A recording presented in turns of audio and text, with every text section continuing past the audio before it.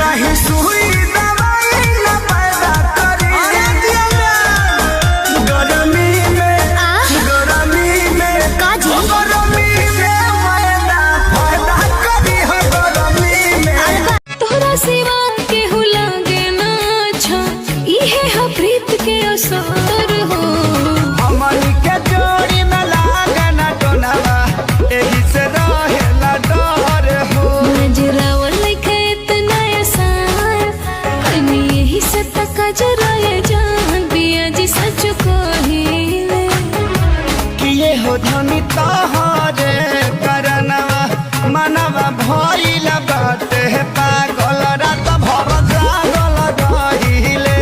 कि ये हो धनी तोहरे करनवा मनवा भइल बाटे पागल रात भर जागल रहिले।